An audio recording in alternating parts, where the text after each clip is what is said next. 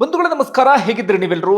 ನಾನು ಸುಬ್ರಹ್ಮಣ್ಯ ಎಸ್ ಹಂಡಿಗೆ. ಬಂಧುಗಳೇ, ವಿಡಿಯೋ ಶುರು ಮಾಡೋಕ್ಕೂ ಮುನ್ನ ನಿಮ್ಮಲ್ಲೊಂದು ಪ್ರೀತಿಯ ಮನವಿ. ನಮ್ಮ ಚಾನಲ್ನ ಕಂಟೆಂಟ್ ಇಷ್ಟ ಆಗ್ತಿದ್ರೆ ಮಾತ್ರ ಸಬ್ಸ್ಕ್ರೈಬ್ ಆಗೋದನ್ನ ಮರಿಬೇಡಿ. ಇವತ್ತು ನೀವೆಲ್ಲರೂ ನೋಡಲೇಬೇಕಾದಂಥ ಒಂದು ವಿಚಾರವನ್ನ ನಿಮ್ಮ ಮುಂದೆ ತರ್ತಾ ಇದ್ದೇನೆ. ಕಾರಣ, ನಾವೆಲ್ಲರೂ ಕೂಡ ಇಂತಹ ಸಂಗತಿನ ತಿಳ್ಕೊಳ್ಳಬೇಕು. ಅದಾದ ಬಳಿಕ ಇದಕ್ಕೆ ಸಂಬಂಧಪಟ್ಟ ಹಾಗೆ ವಾಯ್ಸ್ ರೈಸ್ ಮಾಡಲೇಬೇಕು. ನಾವೆಲ್ಲರೂ ಕೂಡ ಜಾಗೃತರಾಗಲೇಬೇಕು. ಇಲ್ಲ ಅಂತಾದ್ರೆ ಹಿಂಗೆ ಹೋಗ್ತಾ ಹೋಗ್ತಾ ಹೋಗ್ತಾ ನಮ್ಮೆಲ್ಲರ ರಕ್ತವನ್ನ ಹೀರೋದಕ್ಕೆ ಶುರು ಮಾಡ್ಕೊಂಡು ಬಿಡ್ತಾರೆ. ಬಂಧುಗಳೇ, ಹಾಗೆ ಯೋಚನೆಯನ್ನು ಮಾಡಿ, ನೀವು ಯಾವುದೋ ಒಂದು ಭೂಮಿಯ ಒಡೆಯರಾಗಿರ್ತೀರಿ, ರೈತರೋ ಅಥವಾ ಇನ್ನೊಂದು ಏನೋ ಆಗಿರ್ತೀರಿ. ಒಟ್ಟಾರೆಯಾಗಿ ನಿಮ್ಮ ಭೂಮಿ ಯಾವುದೋ ಒಂದು ಯೋಜನೆ ಬರುತ್ತೆ. ಯೋಜನೆ ಬಂದಂಥ ಸಂದರ್ಭದಲ್ಲಿ ಭೂಮಿಯನ್ನು ಕೊಡೋದಕ್ಕೆ ಇಷ್ಟ ಇರೋದಿಲ್ಲ, ಆದರೂ ಒತ್ತಾಯಪೂರ್ವಕವಾಗಿ ನಿಮ್ಮ ಭೂಮಿಯನ್ನು ತೆಗೆದುಕೊಳ್ತಾರೆ. ಒಟ್ಟಾರೆಯಾಗಿ ಭೂ ಸ್ವಾಧೀನ ಆಗುತ್ತೆ. ಅದಾದ ಬಳಿಕ ನಿಮಗೆ ಆ ಭೂ ಸ್ವಾಧೀನ ಆಗುತ್ತಲ್ಲ, ಅದಕ್ಕೆ ಪರಿಹಾರ ಸಿಗಬೇಕಾಗತ್ತೆ. ನೀವು ಪರಿಹಾರಕ್ಕಾಗಿ ಅಲ್ದಾಡೋದಕ್ಕೆ ಶುರು ಮಾಡ್ಕೊಳ್ತೀರಿ. ಅಲ್ಲಿ ಒಂದು ವಿಶೇಷ ಭೂ ಸ್ವಾಧೀನಾಧಿಕಾರಿ ಎನ್ನುವಂಥ ಹುದ್ದೆ ಇರುತ್ತೆ. ಅದಕ್ಕೊಬ್ರು ಅಧಿಕಾರಿ ಇರ್ತಾರೆ. ಅವ್ರ ಹತ್ರ ಹೋದಂಥ ಸಂದರ್ಭದಲ್ಲಿ ಅವ್ರು ಹೇಳೋದಕ್ಕೆ ಶುರು ಮಾಡ್ಕೊಳ್ತಾರೆ, ನಿಮ್ಮ ಚೆಕ್ ಏನಾದರೂ ರಿಲೀಸ್ ಆಗಬೇಕು ಅಂತಾದ್ರೆ ಅಥವಾ ನಿಮ್ಮ ಕೈಗೆ ಸಿಗಬೇಕು ಅಂತಾದ್ರೆ ನನಗೆ 10%, 20%, 30% ಕಮಿಷನ್ ಕೊಡಬೇಕು ಅಂತ ಹೇಳಿ. ಯೋಚನೆ ಮಾಡಿ, ನಿಮ್ಮದೇ ಜಮೀನು, ನಿಮ್ಮ ತಾತನಿಂದನೋ ನಿಮ್ಮ ತಂದೆಯಿಂದನೋ ಬಂದಂತಹ ಜಮೀನು, ನೀವೇ ಅದರಲ್ಲಿ ಕೃಷಿಯನ್ನ ಮಾಡ್ತಾ ಇದ್ರಿ, ಅದರಲ್ಲಿ ನೀವು ಬದುಕನ್ನ ಸಾಗಿಸ್ತಾ ಇದ್ರಿ. ಅದನ್ನ ಸರ್ಕಾರ ಕಿತ್ಕೊಳ್ತು. ಅದಾದ ಬಳಿಕ ಅದಕ್ಕೆ ನೀವು ಪರಿಹಾರವನ್ನ ತೆಗೆದುಕೊಳ್ಬೇಕು ಅಂದ್ರೆ ಅಲ್ಲಿ ಕೂತಂತ ಯಾರಿಗೂ ಲಂಚ ಕೊಡಬೇಕಾದಂತ ಪರಿಸ್ಥಿತಿ. ಹೇಗಾಗಬೇಡ.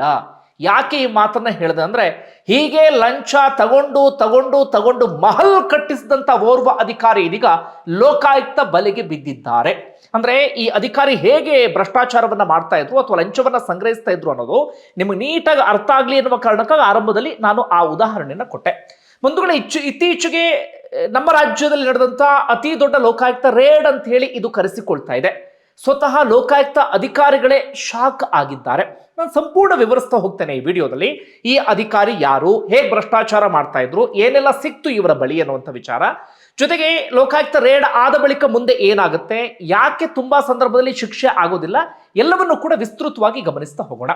ಆರಂಭದಲ್ಲಿ ಒಂದೆರಡು ಪಾಯಿಂಟ್ ಅನ್ನು ನಾನು ಮೆನ್ಷನ್ ಮಾಡಬೇಕು. ಈ ಅಧಿಕಾರಿಯ ವಿಶೇಷತೆ ಏನಪ್ಪಾ ಅಂದ್ರೆ, ಈ ಅಧಿಕಾರಿ ಸರ್ಕಾರದಿಂದ ಸಂಬಳ ಬರುತ್ತಲ್ಲ ಪ್ರತಿ ತಿಂಗಳು, ಆ ಸಂಬಳವನ್ನೇ ವಿಡ್ರಾನೇ ಮಾಡಿರ್ಲಿಲ್ವಂತೆ. ಪೂರ್ತಿ ಬ್ಯಾಂಕ್ನಲ್ಲೇ ಇತ್ತು. ಅಂದ್ರೆ ಸಂಬಳವನ್ನ ವಿಡ್ರಾ ಮಾಡುವಂತ ಅನಿವಾರ್ಯತೆ ಈ ಅಧಿಕಾರಿಗೆ ಎದುರಾಗಿಯೇ ಇಲ್ಲ.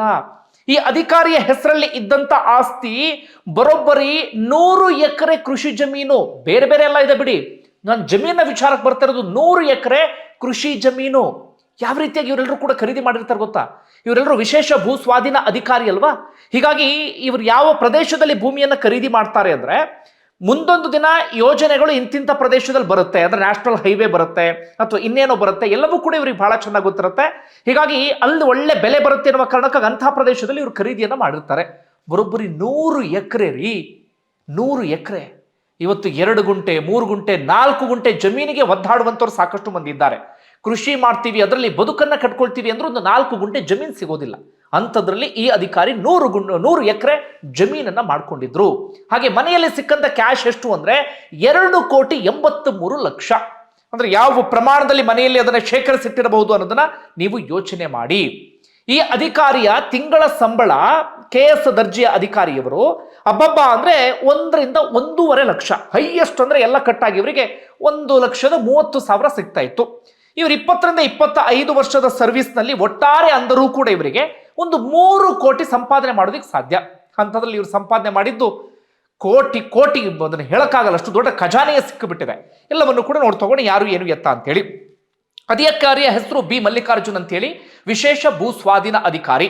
ಅಂದ್ರೆ ಈ national highway authority of India ಇದೆಯಲ್ಲ, NHAI, ಅದಕ್ಕೆ ಸಂಬಂಧಪಟ್ಟಂತ ಅಧಿಕಾರಿ. ಬೆಂಗಳೂರು ಗ್ರಾಮಾಂತರ ಹೀಗೆ ಸುತ್ತಮುತ್ತ ಎಲ್ಲ ಕಡೆಗಳಲ್ಲೂ ಕೂಡ ಈ ನ್ಯಾಷನಲ್ ಹೈವೇ ಬಂದಂತಹ ಸಂದರ್ಭದಲ್ಲಿ ರೈತರಿಂದ ಭೂಮಿಯನ್ನ ಸ್ವಾಧೀನಪಡಿಸಿಕೊಂಡು ಅದನ್ನ ಸರ್ಕಾರ ಇದಕ್ಕೆ ಕೊಡುವಂಥದ್ದು, ಪರಿಹಾರ ವಿತರಣೆ, ಜಾಗ ಗುರುತಿಸೋದು, ಇದೆಲ್ಲವನ್ನು ಕೂಡ ಮಾಡ್ತಾ ಇದ್ದಂತ ಅಧಿಕಾರಿ. ಅಂದ್ರೆ ಎಷ್ಟು ಇದರಲ್ಲಿ ದುಡ್ಡನ್ನು ಹೊಡಿಬಹುದು ಅನ್ನೋದು ನೀವು ಯೋಚನೆಯನ್ನ ಮಾಡಿ. ಸಾಕಷ್ಟು ವರ್ಷಗಳಿಂದ ಈ ಅಧಿಕಾರಿ ಕೆಲಸವನ್ನ ಮಾಡ್ತಾ ಇದ್ರು, KS ದರ್ಜೆ. ಏನಾಗಿತ್ತು ಅಂದ್ರೆ, ಇತ್ತೀಚೆಗೆ ಈ ಅಧಿಕಾರಿ ವಿರುದ್ಧ ಸಾಕಷ್ಟು ದೂರುಗಳೆಲ್ಲವೂ ಕೂಡ ಲೋಕಾಯುಕ್ತಕ್ಕೆ ಬರ್ತಾ ಇತ್ತು. ಬೇಕಾದಷ್ಟು ಆಸ್ತಿ ಪಾಸ್ತಿ ಮಾಡ್ಕೊಂಡಿದ್ದಾರೆ, ಆದಾಯ ಮೀರಿದ ಆಸ್ತಿ ಎನ್ನುವಂತ ಕಾರಣಕ್ಕಾಗಿ. ಹೀಗಾಗಿ ಲೋಕಾಯುಕ್ತ ಅಧಿಕಾರಿಗಳು ಬುಧವಾರ ಬೆಳಗ್ಗೆ ಮುಂಚೆ ಯಾವುದೇ ಸುಳಿವನ್ನ ಕೊಡದೆ ಹೆಚ್ಚು ಕಡಿಮೆ 11 ಕಡೆಗೆ ಹೋಗಿ, ಈ ಅಧಿಕಾರಿಗೆ ಸಂಬಂಧಪಟ್ಟ ಹಾಗೆ ಕಚೇರಿ, ಮನೆ, ಅಲ್ಲಿ ಇಲ್ಲಿ ಕಡೆಗಳ ಹೋಗಿ 11 ಕಡೆಗಳಲ್ಲಿ ಕಾಲಿಂಗ್ ಬೆಲ್ ಒತ್ತುವಂತೆ ಕೆಲಸವನ್ನ ಮಾಡ್ತಾರೆ. ಅದಾದ ಬಳಿಕ ನಿರಂತರವಾಗಿ ಕಾರ್ಯಾಚರಣೆ ನಡೆಯುತ್ತೆ. ಅಂತಿಮವಾಗಿ ಲೋಕಾಯುಕ್ತ ಅಧಿಕಾರಿಗಳು ಏನೇನ್ ಸಿಕ್ತು ಎನ್ನುವಂತ ಪಟ್ಟಿಯನ್ನ ರಿಲೀಸ್ ಮಾಡಿದ್ದಾರೆ. ಸಾಧಾರಣ ಅಲ್ವೇ ಅಲ್ಲ. ನಾನು ಆಗ್ಲೇ ಹೇಳದ್ನಲ್ಲ, 100 ಎಕರೆ ಕೃಷಿ ಜಮೀನಿನ ದಾಖಲೆ ಪತ್ರಗಳು ಪತ್ತೆಯಾಗಿದ್ದಾವೆ. ಬೆಂಗಳೂರಿನ ಪ್ರತಿಷ್ಠಿತ ಏರಿಯಾಗಳಲ್ಲಿ 2 ಐಷಾರಾಮಿ ವಾಸದ ಮನೆ, ಒಂದು ಐಷಾರಾಮಿ ಅಪಾರ್ಟ್ಮೆಂಟ್ ನಲ್ಲಿ ಈ ವ್ಯಕ್ತಿ ವಾಸ ಮಾಡ್ತಾ ಇದ್ರು. ಮನೆಯ ಒಳಗಡೆ ಸಿಕ್ಕಿದ್ದು 2,36,00,000 ನಗದು, ಅಂದ್ರೆ ಕ್ಯಾಶ್. 2 ಕೋಟಿಯಷ್ಟು ಕ್ಯಾಶ್ ಅನ್ನ ಮನೆಯಲ್ಲಿ ಸಂಗ್ರಹಿಸಿಟ್ಕೊಂಡಿದ್ರು. 33 ಲಕ್ಷ ಬೆಲೆ ಬಾಳುವಂತ ಪೀಠೋಪಕರಣಗಳೇ 33 ಲಕ್ಷ ಬೆಲೆ ಬಾಳುವಂಥದ್ದು ಇವ್ರ ಮನೇಲಿತ್ತು. ಲಕ್ಷಾಂತರ ರೂಪಾಯಿ ವೆಚ್ಚದ ಕಾರುಗಳು ಕೂಡ ಸಿಕ್ಕಿದ್ದಾವೆ. ಹೀಗೆ ತಡ್ಕಾಡಿದಷ್ಟು ಬೇಕಾದಷ್ಟು ಆಸ್ತಿ ಪತ್ರ ದಾಖಲೆಗಳೆಲ್ಲವೂ ಕೂಡ ಸಿಕ್ಕಿದ್ದಾವೆ. ಅಂತಿಮವಾಗಿ ಸಿಕ್ಕಿರುವಂತ ಒಂದು ಲೆಕ್ಕದ ಪ್ರಕಾರವಾಗಿ ಒಟ್ಟು 18 ಕೋಟಿ ಆಸ್ತಿ ಪಾಸ್ತಿ ಎಲ್ಲವೂ ಕೂಡ ಪತ್ತೆಯಾಗಿದೆ ಅಂತೆ. ಅಂದ್ರೆ ಇದು 18 ಕೋಟಿ ಜಾಸ್ತಿ ಆಗುತ್ತದು. ಯಾವ ಲೆಕ್ಕದಲ್ಲಿ ಅಂದ್ರೆ, ಈಗ ಇವರು 100 ಎಕರೆ ಕೃಷಿ ಜಮೀನು ಪತ್ತೆ ಆಗಿದೆಯಲ್ಲ, ಸರ್ಕಾರಿ ವ್ಯಾಲ್ಯೂಯೇಷನ್ ಮಾಡಿರ್ತಾರೆ ಇವರು. ಆ ಪ್ರಕಾರವಾಗಿ ಅದಕ್ಕೆ ಅವರು 14 ಕೋಟಿನ ನಿಗದಿ ಮಾಡಿದ್ದಾರೆ. ಅದರದು ಒರಿಜಿನಲ್ ವ್ಯಾಲ್ಯೂ 100 ಎಕರೆ ಕೃಷಿ ಜಮೀನಿಗೆ ಎಷ್ಟು ಹೋಗಬಹುದು, ಅದು ಬಹಳ ದೂರದಲ್ಲ, ಬೆಂಗಳೂರಿನ ಸುತ್ತಮುತ್ತ ಅಲ್ಲೆಲ್ಲ ಕಡೆಗಳಲ್ಲೂ ಕೂಡ. ಹೀಗಾಗಿ ಎಷ್ಟು ಅನ್ನೋದು ನೀವೇ ಅಂದಾಜು ಮಾಡಿ. ಈಗ ಲೋಕಾಯುಕ್ತ ಲೆಕ್ಕ ಹಾಕಿರುವ ಪ್ರಕಾರವಾಗಿ ಈ 18 ಕೋಟಿಯಲ್ಲಿ 12 ಕೋಟಿಯಷ್ಟು ಅಸಮತೋಲಿತ ಆಸ್ತಿ, ಅಂದ್ರೆ ಅಕ್ರಮ ಆಸ್ತಿ ಅಂತ ಹೇಳ್ತಿದ್ದಾರೆ. ಅದಕ್ಕೆ ಯಾವುದೇ ರೀತಿಯಲ್ಲೂ ಕೂಡ ಸರಿಯಾದಂತ ದಾಖಲೆ ಪತ್ರಗಳು ಏನೂ ಕೂಡ ಸಿಕ್ಕಿಲ್ಲ. ಸದ್ಯಕ್ಕೆ ಅಧಿಕಾರಿಯ ವಿಚಾರಣೆ ಎಲ್ಲವೂ ಕೂಡ ನಡೀತಾ ಇದೆ. ಯೋಚನೆ ಮಾಡಿ, ಸಾಮಾನ್ಯನ ನನಗೆ ಆಶ್ಚರ್ಯ ಆಗ್ತಿರ್ತದೆ. 100 ಎಕರೆ ಕೃಷಿ ಜಮೀನು ಅಂದ್ರೆ, ನಾನು ಮತ್ತೆ ಹೇಳ್ತೀನಿ, ಅದು ಹೆಂಗೆ ಅಂದ್ರೆ ಎಲ್ಲೆಲ್ಲೋ ತಗೊಂಡಿಲ್ಲ ಅವರು, ಯಾವುದೋ ಹಳ್ಳಿ ಅಲ್ಲೆಲ್ಲೋ ಹೋಗಿ ಎಲ್ಲ ತಗೊಂಡಿಲ್ಲ. 100 ಎಕರೆ ಕೃಷಿ ಜಮೀನು ನ್ಯಾಷನಲ್ ಹೈವೇ ಅಥಾರಿಟಿ ಆಫ್ ಇದರಲ್ಲಿ ಏನು ವಿಶೇಷ ಭೂ ಸ್ವಾಧೀನ ಅಧಿಕಾರಿ ಅಲ್ಲ. ಹೀಗಾಗಿ ಎಲ್ಲಿ ನ್ಯಾಷನಲ್ ಹೈವೇ ಬರುತ್ತೆ, ಎಲ್ಲಿ ಏನು ಬರುತ್ತೆ ಎಲ್ಲವೂ ಕೂಡ ಈ ಅಧಿಕಾರಿಗೆ ಬಹಳ ಚೆನ್ನಾಗಿ ಗೊತ್ತು.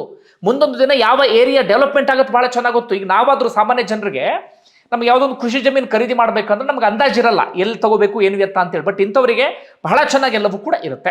ಹಾಗಾದ್ರೆ ಇಂಥವ್ರು ಯಾವ ರೀತಿಯಾಗಿ ಭ್ರಷ್ಟಾಚಾರವನ್ನ ಮಾಡ್ತಾರೆ ಅದನ್ನು ಕೂಡ ನಾವು ತಿಳ್ಕೊಳ್ಬೇಕಾಗಿದೆ. ಒಂದು ಭ್ರಷ್ಟಾಚಾರದ ರೂಪ ಹೇಗೆ ಅಂದ್ರೆ, ರೈತರಿಂದ ಭೂ ಸ್ವಾಧೀನವನ್ನ ಮಾಡಿಕೊಂಡಂತ ಜಮೀನಿಗೆ ಪರಿಹಾರವನ್ನ ಕೊಡುವಂತ ಸಂದರ್ಭದಲ್ಲಿ 10%, 20% ಕಮಿಷನ್ ಅನ್ನ ಇವರು ನಿರೀಕ್ಷೆಯನ್ನ ಮಾಡ್ತಾರೆ.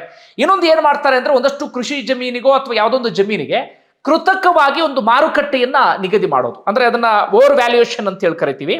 ಅಂದ್ರೆ ಕೃತಕವಾಗಿ ಅದಕ್ಕೆ ಇಂತಿಷ್ಟು ಬೆಲೆ ಅಂತ ಹೇಳಿ ಇವರೇ ಫಿಕ್ಸ್ ಮಾಡಿಬಿಡೋದು. ಈ ಮೂಲಕ ಪರಿಹಾರ ಜಾಸ್ತಿ ಸಿಗುವ ರೀತಿಯಲ್ಲಿ ಮಾಡಿಬಿಡೋದು. ಆ ಜಾಸ್ತಿ ಸಿಗುತ್ತಲ್ಲ ಪರಿಹಾರ, ಎಲ್ಲವನ್ನು ಕೂಡ ಇವರು ಬಡದು ಬಾಯಿಗೆ ಹಾಕೊಳ್ಳೋದು.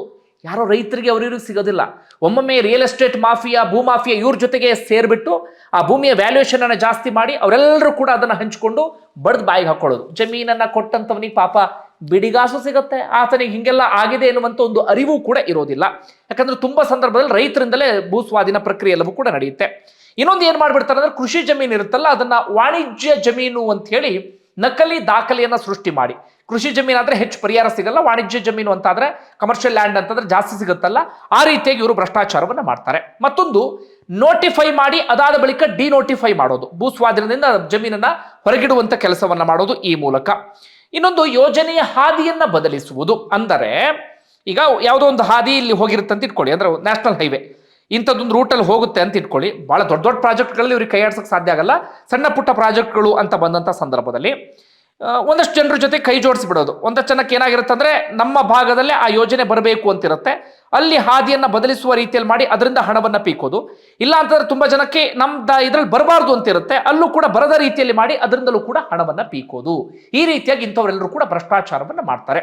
ನಿಮ್ಮ ನೀಟಾಗಿ ಅರ್ಥ ಆಯ್ತು ಅಂತ ಅನ್ಕೊಳ್ತೀನಿ. ಈಗೇನು ಲೋಕಾಯುಕ್ತದ ಮುಂದಿನ ಪ್ರೋಸೆಸ್ ಏನು, ಯಾವ ರೀತಿಯಾಗಿ ಆಗುತ್ತೆ ಅದನ್ನ ನಾವು ಗಮನಿಸ್ತಾ ಹೋಗೋದಾದ್ರೆ, ಈಗ ಓಕೆ ಇಷ್ಟೆಲ್ಲ ಆಗಿದೆಯಲ್ಲ, ಈಗ ಆ ಕ್ಯಾಶ್ ಅನ್ನ ಸೀಸ್ ಮಾಡ್ತಾರೆ, ಆಸ್ತಿ ಪಾಸ್ತಿ ದಾಖಲೆ ಪತ್ರಗಳನ್ನು ಕೂಡ ವಶಕ್ಕೆ ತೆಗೆದುಕೊಳ್ತಾರೆ. ಅದಾದ ಬಳಿಕ ಈ ಅಧಿಕಾರಿಗೊಂದು ನೋಟಿಸ್ ಅನ್ನ ಸರ್ವ್ ಮಾಡ್ತಾರೆ. ನೋಟಿಸ್ ಸರ್ವ್ ಮಾಡಿದ ಬಳಿಕ ಆ ಅಧಿಕಾರಿ ಎಲ್ಲದಕ್ಕೂ ಕೂಡ ಉತ್ತರ ಕೊಡುವಂತ ಕೆಲಸವನ್ನ ಮಾಡಬೇಕಾಗತ್ತೆ. ಸರಿಯಾದ ರೀತಿಯಲ್ಲಿ ಅಂದ್ರೆ ಎಲ್ಲೆಲ್ಲಿ ಬಂತು ನನಗಿದ್ರ ಮೂಲ ಯಾವುದು ಅದೆಲ್ಲವನ್ನು ಕೂಡ ಹೇಳುವಂತ ಕೆಲಸವನ್ನ ಮಾಡಬೇಕಾಗತ್ತೆ. ಬಹಳ ಕಷ್ಟ, ಈ ಅಧಿಕಾರಿ ಸಾಬೀತು ಮಾಡೋದು ಬಹಳನೇ ಕಷ್ಟ. ಅಂದ್ರೆ ನಿಮಗೆ ಲೋಕಾಯುಕ್ತ ರೇಡ್ ಆದಾಗ ಏನೋ 2 ಕೋಟಿ 3 ಕೋಟಿ ಅಷ್ಟು ಆಸ್ತಿ ಸಿಕ್ತು ಅಂದಾಗ ಏನಾದ್ರೂ ಮಾಡಬಹುದು. ಆದ್ರೆ ಸರ್ಕಾರಿ ವ್ಯಾಲ್ಯೂಯೇಷನ್ ಅಲ್ಲೇ 18 ಕೋಟಿ ಆಸ್ತಿ ಅಂದಾಗ ಆ 18 ಕೋಟಿಗೆ ನನ್ನ ಆದಾಯದ ಮೂಲ ಇದು ಅಂತ ತೋರಿಸೋದಕ್ಕೆ ಸಾಧ್ಯವೇ ಇಲ್ಲ. ಯಾಕಂದ್ರೆ ಜೀವನ ಪೂರ್ತಿ ದುಡಿದ್ರು 1 2 ರಿಂದ 3 ಕೋಟಿ ದುಡಿಯಕ್ಕೆ ಸಾಧ್ಯ ಆಗಲ್ಲ.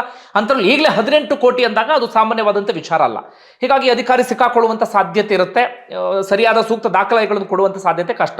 ಅಂತಿಮವಾಗಿ ಒಂದು ರಿಪೋರ್ಟ್ ಅನ್ನ ರೆಡಿ ಮಾಡ್ತಾರೆ, ಒಂದು ಕಡೆಯಿಂದ ಸಂಬಂಧಪಟ್ಟಂತ ಇಲಾಖೆ ಕಳಿಸ್ತಾರೆ. ಹೀಗಾಗಿ ಸರ್ಕಾರ ಇವರನ್ನ ಅಮಾನತು ಮಾಡೋದು ಅಥವಾ ವಜಾಗೊಳಿಸೋದು ಅಂತ ಅಧಿಕಾರ ಅವರಿಗಿರುತ್ತೆ. ಇನ್ನು ಶಿಕ್ಷೆ ಅಂತ ಬಂದ್ರೆ ಲೋಕಾಯುಕ್ತ ಅಧಿಕಾರಿಗಳು ಚಾರ್ಜ್ ಶೀಟ್ ಅನ್ನ ಫೈಲ್ ಮಾಡ್ತಾರೆ. ಅದಾದ ಬಳಿಕ ಕೋರ್ಟ್ ನಲ್ಲಿ ಲೋಕಾಯುಕ್ತ ಅಧಿಕಾರಿಗಳು ಕೂಡ ಅಕ್ರಮ ಆಸ್ತಿ ಅನ್ನೋದನ್ನ ಸಾಬೀತುಪಡಿಸುವಂತ ಕೆಲಸವನ್ನ ಮಾಡಬೇಕಾಗತ್ತೆ. ಸಾಬೀತಾಯ್ತು ಅಂತಾದ್ರೆ ಭ್ರಷ್ಟಾಚಾರ ತಡೆ ಕಾಯ್ದೆಯ ಅಡಿಯಲ್ಲಿ 3ರಿಂದ 10 ವರ್ಷಗಳ ಕಾಲ ಶಿಕ್ಷೆ ಆಗುವಂತ ಸಾಧ್ಯತೆ ಇರುತ್ತೆ. ನಮ್ಮಲ್ಲಿ ಇವರಿಗೆಲ್ಲರೂ ಭ್ರಷ್ಟಾಚಾರ ಮಾಡೋದಕ್ಕೆ ಧೈರ್ಯ ಯಾಕೆ ಅಂದ್ರೆ ಶಿಕ್ಷೆಯ ಪ್ರಮಾಣ ನೋಡಿ, 3ರಿಂದ 10 ವರ್ಷ, ಅದು ಜಾಸ್ತಿ ಆಗಬೇಕು. ಅತ್ಯಂತ ಕಠಿಣ ಶಿಕ್ಷೆ ಆದಂತ ಸಂದರ್ಭದಲ್ಲಿ ಮಾತ್ರ ಇಂಥವ್ರನ್ನ ಸದೆ ಬಡಿಯೋದಿಕ್ ಸಾಧ್ಯ. ಓಕೆ, ಈಗ ನಿಮ್ಮೆಲ್ಲರಲ್ಲೂ ಕೂಡ ಇರುವಂತ ಅತಿ ದೊಡ್ಡ ಪ್ರಶ್ನೆ, ಓಕೆ ಲೋಕಾಯುಕ್ತ ರೇಡ್ ಆಗುತ್ತೆ ಸ್ವಾಮಿ, ಆದ್ರೆ ಶಿಕ್ಷೆ ಎಷ್ಟಾಗಿದೆ, ಶಿಕ್ಷೆ ಯಾಕೆ ಆಗಲ್ಲ ಅಂತ ಹೇಳಿ. ಅದಕ್ಕೆ ಪ್ರಮುಖ ಕಾರಣ ಅಂದ್ರೆ ತುಂಬಾ ಸಂದರ್ಭದಲ್ಲಿ ಲೋಕಾಯುಕ್ತ ಅಧಿಕಾರಿಗಳ ಬಗ್ಗೆ ಒಂದಷ್ಟು ಆರೋಪಗಳೆಲ್ಲವೂ ಕೂಡ ಇದೆ ಬಿಡಿ. ಅವರೇ ಅದಾದ ಬಳಿಕ ಹಂಗ್ ಮಾಡ್ತಾರೆ ಹಿಂಗ್ ಮಾಡ್ತಾರೆ, ಅದು ಒಂದು ಕಡೆಯಿಂದ. ಮತ್ತೊಂದು ಕಡೆಯಿಂದ ಸರಿಯಾದ ರೀತಿಯಲ್ಲಿ ಸಾಕ್ಷ್ಯವನ್ನು ಸಂಗ್ರಹ ಮಾಡೋಕೆ ಸಾಧ್ಯ ಆಗಲ್ಲ, ಇವೆಲ್ಲವೂ ಕೂಡ ಒಂದು ಕಡೆಯಿಂದ. ಅದೆಲ್ಲದಕ್ಕೂ ಮೀರಿ ಏನಾಗ್ಬಿಡುತ್ತೆ ಅಂದ್ರೆ ಇವರು ಸರ್ಕಾರಿ ಅಧಿಕಾರಿ ಆಗಿರುವಂತ ಕಾರಣಕ್ಕಾಗಿ ಪ್ರಾಸಿಕ್ಯೂಷನ್ಗೆ ಅಂದ್ರೆ ಇವರ ವಿರುದ್ಧ ಚಾರ್ಜ್ ಶೀಟ್ ಅನ್ನ ಸಲ್ಲಿಕೆ ಮಾಡಿ ವಿಚಾರಣೆಯನ್ನ ಮಾಡೋದಿಕ್ಕೆ ಸಂಬಂಧಪಟ್ಟಂತ ಇಲಾಖೆ ಅಥವಾ ಸರ್ಕಾರದ ಕಡೆಯಿಂದ ಅನುಮತಿ ಬೇಕಾಗುತ್ತೆ. ಆದ್ರೆ ಏನಾಗ್ಬಿಡುತ್ತೆ ಅಂದ್ರೆ ಪ್ರಾಸಿಕ್ಯೂಷನ್ಗೆ ತುಂಬಾ ಸಂದರ್ಭದಲ್ಲಿ ಅನುಮತಿ ಸಿಗೋದಿಲ್ಲ. ಕಾರಣ ಇವರಿಂದ ಪಾಲು ರಾಜಕಾರಣಿಗಳಿಗೆ, ಸಂಬಂಧಪಟ್ಟಂತವರಿಗೆ ಎಲ್ರಿಗೂ ಕೂಡ ಹೋಗ್ತಾ ಇರತ್ತೆ. ನಾವೆಲ್ಲರೂ ಕೂಡ ಬಕ್ರ ಆಗ್ತಿರ್ತೀವಿ, ಅವರೆಲ್ಲರೂ ಕೂಡ ಒಂದೇ ಹೊಟ್ಟೆ ಕೈ ಜೋಡಿಸಿ ಇಂಥ ಭ್ರಷ್ಟಾಚಾರವನ್ನ ಮಾಡ್ತಿರ್ತಾರೆ. ಹೀಗಾಗಿ ಇವರ ವಿರುದ್ಧದ ತನಿಖೆಗೆ ಅಥವಾ ಮುಂದಿನ ವಿಚಾರಣೆಗೆ ಸರ್ಕಾರದ ಕಡೆಯಿಂದಲೇ ಅನುಮತಿ ಬರೋದಿಲ್ಲ. ಇಲ್ಲ ಅಂತಾದ್ರೆ ಆ ಪ್ರಾಸಿಕ್ಯೂಷನ್ಗೆ ಅನುಮತಿಯನ್ನ ಕೊಡೋದಕ್ಕೆ 5 ವರ್ಷ 10 ವರ್ಷ ಅಂತ ಹೇಳಿ ಈ ರೀತಿಯಾಗಿ ಸರ್ಕಾರವೇ ಸತಾಯಿಸುವಂತ ಕೆಲಸವನ್ನ ಮಾಡುತ್ತೆ. ಹಾಗೆ ಇಂಥ ಅಧಿಕಾರಿಗಳಿಗೆ ಶಿಕ್ಷೆ ಆಗೋದು ಎಲ್ಲಿ ಹೇಳಿ? ಆ ಕಾರಣಕ್ಕಾಗಿ ಲೋಕಾಯುಕ್ತ ರೇಡ್ ಆಗುತ್ತೆ, ಆ ಸುದ್ದಿಯನ್ನ ಕೇಳ್ತೀವಿ, ಬಹಳ ದೊಡ್ಡ ಮಟ್ಟಿಗೆ ಆ ಸುದ್ದಿ ಸದ್ದು ಮಾಡುತ್ತೆ, ಆದ್ರೆ ಸರಿಯಾದ ರೀತಿಯಲ್ಲಿ ಶಿಕ್ಷೆ ಆಗೋದಿಲ್ಲ. ಹಾಗಾದ್ರೆ ಇದೆಲ್ಲದಕ್ಕೂ ಕೂಡ ಪರಿಹಾರ ಏನು? ಹೇಗೆ ಇಂಥವ್ನೆಲ್ಲರೂ ಕೂಡ ಬುಡ ಸಮೇತ ಕಿತ್ತಿ ಎಸೆಯೋದು? ನನ್ನ ಪ್ರಕಾರ ಸದ್ಯಕ್ಕಂತೂ ಅದು ಸಾಧ್ಯ ಇಲ್ಲ ಅಂತ ಅನ್ಸುತ್ತೆ. ಇದು ಕೇವಲ ಉದಾಹರಣೆಗಳಷ್ಟೇ. ಇದೇ ರೀತಿಯಾಗಿ ರಾಜ್ಯಾದ್ಯಂತ ಬೇರೆ ಬೇರೆ ಇಲಾಖೆಗೆ ಸಂಬಂಧಪಟ್ಟಂತ ಅಧಿಕಾರಿಗಳ ಮನೆ ಮೇಲೆ ರೇಡನ್ನ ಮಾಡಿದ್ರೆ ಮನೆಯಲ್ಲಿ ಅದೆಷ್ಟು ಖಜಾನೆ ಸಿಗುತ್ತೋ ಗೊತ್ತಿಲ್ಲ. ಒಬ್ರೊಬ್ರಿಗೆ ವಾಸದ ಮನೆ 5, 6, 10, ಬೇಕಾದಷ್ಟು ಕಡೆ ಜಮೀನು, ಮನೆ ಒಳಗಡೆ ಕ್ಯಾಶು, ಲೆಕ್ಕಕ್ಕೆ ಇಲ್ಲ. ಒಂದು ಕಡೆಯಿಂದ ಜನರ ರಕ್ತವನ್ನ ಹೀರಿ ಪ್ರಾಣವನ್ನ ಹಿಂಡಿ ಇವರೆಲ್ಲರೂ ಕೂಡ ದುಡ್ಡಿನ ಮೇಲೆ ದುಡ್ಡು ಮಾಡ್ತಾನೆ ಇದ್ದಾರೆ. ಒಂದಿದ ಸಮಸ್ಯೆಯನ್ನ ಹೆಂಗ್ ಸಾಲ್ವ್ ಮಾಡಬಹುದು ಅಂದ್ರೆ ಈ ನೇಮಕಾತಿ ಪ್ರಕ್ರಿಯೆ ಸಂದರ್ಭದಲ್ಲಿ ಲಂಚ ಬಾಕತನ ಭ್ರಷ್ಟಾಚಾರ ಇದೆಯಲ್ಲ, ಅದಕ್ಕೇನಾದ್ರೂ ಇಂಜೆಕ್ಷನ್ ಅನ್ನ ಕೊಟ್ಟರು ಅಂತ ಆದ್ರೆ ಅದನ್ನ ಸ್ವಲ್ಪ ಮಟ್ಟಿಗೆ ಸರಿ ಮಾಡಿದ್ರೆ ಸ್ವಲ್ಪ ಮಟ್ಟಿಗೆ ಏನಾದ್ರೂ ಭ್ರಷ್ಟಾಚಾರವನ್ನ ಕಡಿಮೆ ಮಾಡಬಹುದೇನೋ. ಆದ್ರೆ ಬುಡ ಸಹಿತ ಅಂತೂ ಕಿತ್ತೊಗೆಯೋದಕ್ಕೆ ಸಾಧ್ಯವೇ ಇಲ್ಲ.